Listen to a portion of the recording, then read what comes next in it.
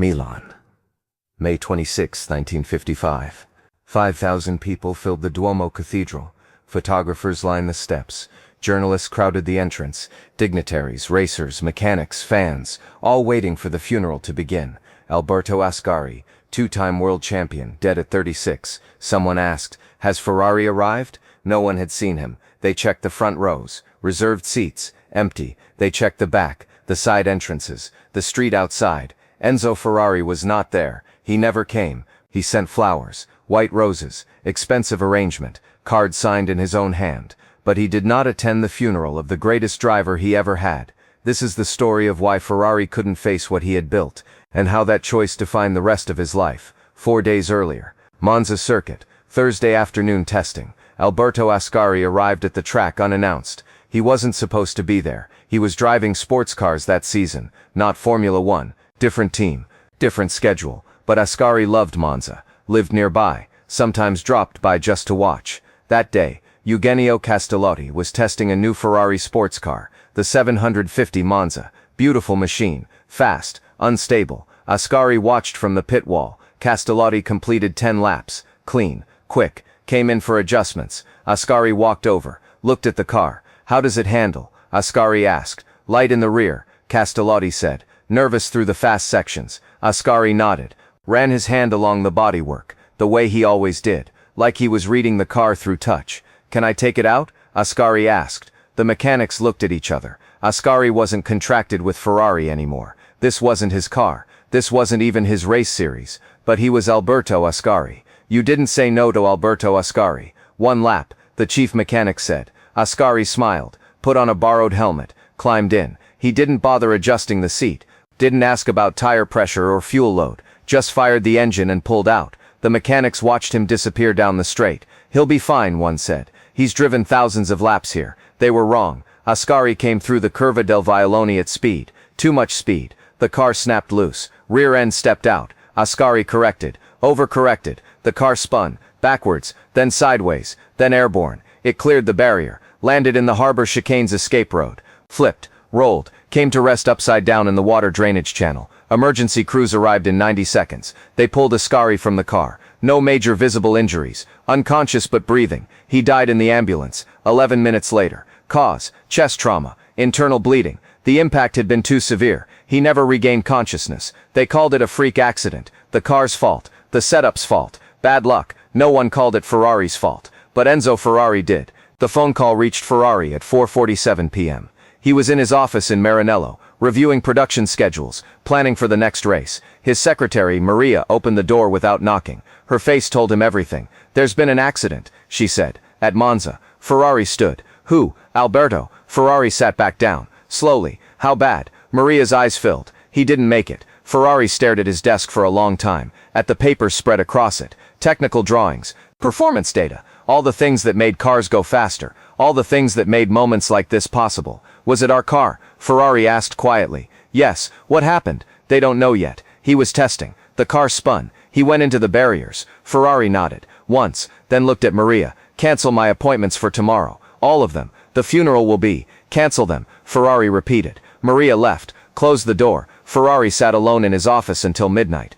Didn't turn on the lights, just sat in the dark. People who worked late that night said they could see him through the window, motionless, for hours. One mechanic said he thought about knocking, checking if Ferrari was all right, but something stopped him. It felt, the mechanic said years later, like walking in would be trespassing on something too private, like I'd be seeing something I wasn't meant to see. So no one knocked, and Ferrari sat alone with whatever he was feeling.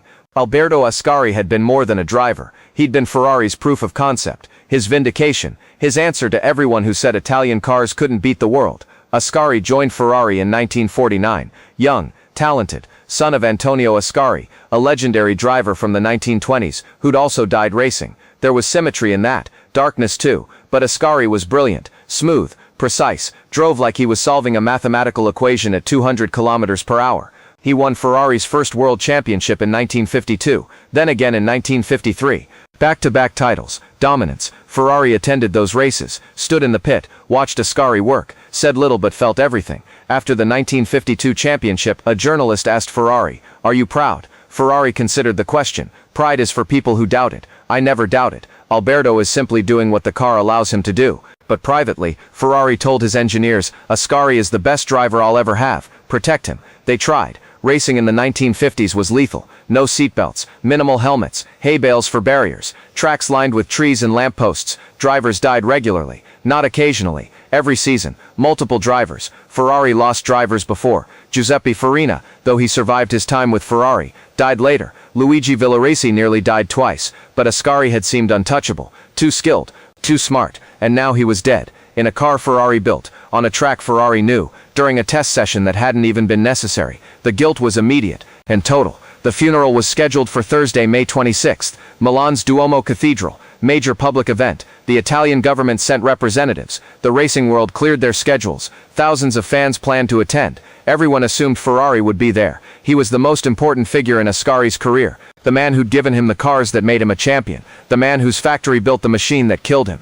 Protocol demanded his presence. Respect demanded it. Decency demanded it. Ferrari's staff began preparing. His secretary arranged transportation. His assistant prepared formal clothes. On Tuesday, Ferrari called Maria into his office. Cancel the arrangements, he said. For what? The funeral. I'm not going. Maria stared at him. You have to go. I don't have to do anything. But Alberto, everyone will expect. I know what they'll expect. Ferrari interrupted. Tell them I'm unwell. Tell them whatever you need to tell them. But I'm not going. Why? Ferrari looked at her. His face was empty. Not angry. Not sad. Just empty. Because I can't, he said quietly. I physically cannot walk into that church and look at his family and pretend I didn't build the car that killed their son. It wasn't your fault. It's always my fault, Ferrari said. Every crash, every death, every widow, every orphan, they're all my fault. Because I'm the one who keeps building cars fast enough to kill people. And I'm the one who can't stop. Maria had no response. Send the flowers, Ferrari said.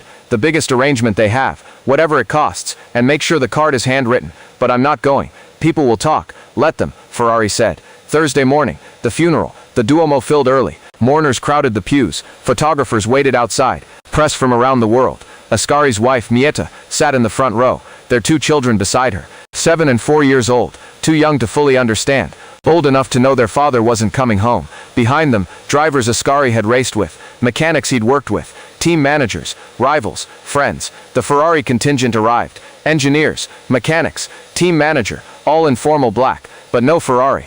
10 minutes before the service started, someone asked Romolo Tavoni, Ferrari's team manager, "Where is he?" "He's not coming," Tavoni said quietly. "What? He's not well. He sent his regards." The person stared. "Not well. Alberto is dead. Ferrari needs to be here." Tavoni said nothing, just took his seat. When the service began, the priest acknowledged the absence. Gently, Enzo Ferrari, unable to attend due to illness, sends his deepest condolences and prayers. Some people nodded sympathetically. Others knew better. After the funeral, at the cemetery, a journalist approached Tavoni. "Is Ferrari really sick?" the journalist asked. Tavoni looked at him. "Yes. What's wrong with him?" "Grief," Tavoni said. "The kind that makes you unable to function in public. But not attending? That's Ferrari," Tavoni interrupted. "He doesn't grieve the way other people do. He doesn't perform grief. He just carries it, privately. And sometimes that means staying away." The journalist wrote it down, published it. The headline read, "Ferrari too grief-stricken to attend champion's funeral." It was sympathetic, understanding, but not everyone bought it. Mieta Ascari, Alberto's widow, never spoke publicly about Ferrari's absence. But privately, she told friends, "If he couldn't face us, I understand. But I needed to see him there. I needed to know he felt it too." The flowers weren't enough. Years later, in 1972, she was asked if she'd forgiven Ferrari. For what? She asked. For not coming, or for building the car? Both, she thought for a long time. I forgave him for the car. That was racing. Alberto knew the risks, but not coming. I don't know if I ever forgave that, because it felt like he was protecting himself instead of honoring Alberto. Her son, also named Alberto, said something similar in a 1980s interview.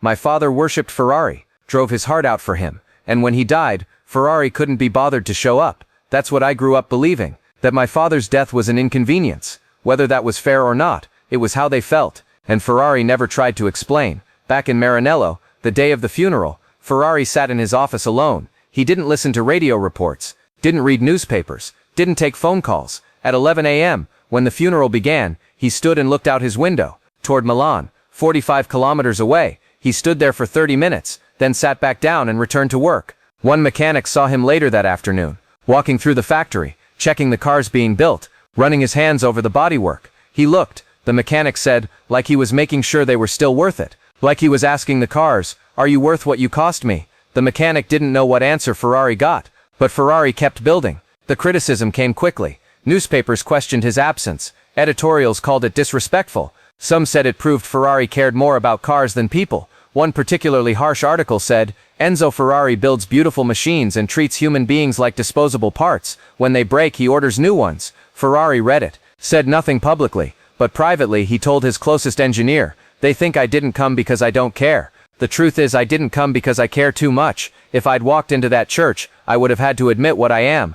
A man who loves something that kills people, and I'm not ready to admit that out loud. Are you ready to admit it to yourself?" the engineer asked. Ferrari didn't answer. What most people didn't know, what Ferrari never disclosed, was that he tried to attend. Thursday morning, 6 a.m., Ferrari dressed in formal clothes, black suit, tie, the clothes his assistant had prepared. He got in the car, told his driver, "Milan, the Duomo." They drove for 20 minutes, halfway there. Then Ferrari said, "Stop." The driver pulled over. "Is something wrong?" Ferrari sat in the back seat, staring at nothing. "I can't do it." Ferrari said quietly, "Sir, I can't walk in there. I thought I could, but I can't." The driver waited. "Take me back," Ferrari said to Maranello. "Yes." They turned around, drove back in silence. Ferrari changed out of the formal clothes, put on his work clothes, went to the factory, and never told anyone he'd tried. Years later, Maria found the suit in Ferrari's closet, still on the hanger, untouched since that day. She asked him about it once. "Why do you keep this?" Ferrari looked at it.